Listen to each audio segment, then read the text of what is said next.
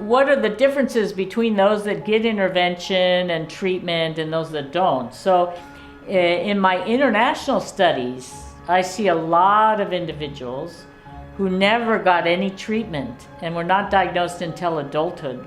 Particularly in India, I saw so many individuals with Fragile X syndrome and autism who never got any treatment, and it's so sad because most of them were nonverbal.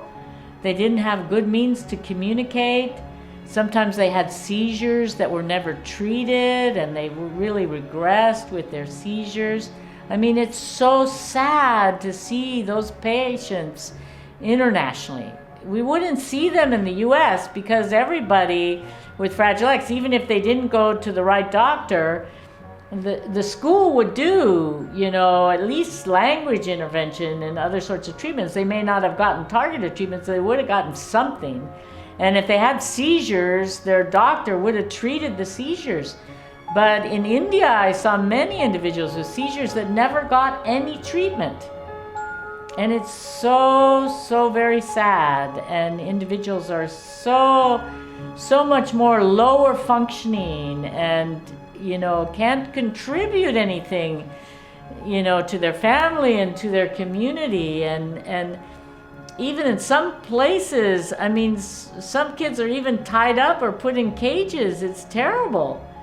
It's terrible, particularly when they're aggressive.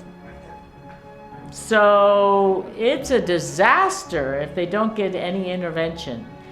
But even in this country, if you don't make a diagnosis, at least you get, therapies and education to some degree through the schools.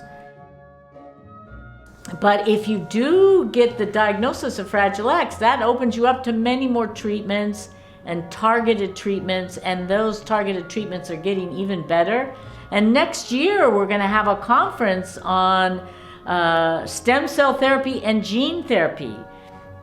Here at the Mind Institute, September 24th and 25th. If COVID is still around, it'll be virtual, but I don't think COVID will still be around, or we'll all have, vaccines. So it'll hopefully be a conference in the flesh. So I'm very excited about that conference because the more we can push research in that direction, the more we can get absolute treatment. And that is a very, very exciting endeavor.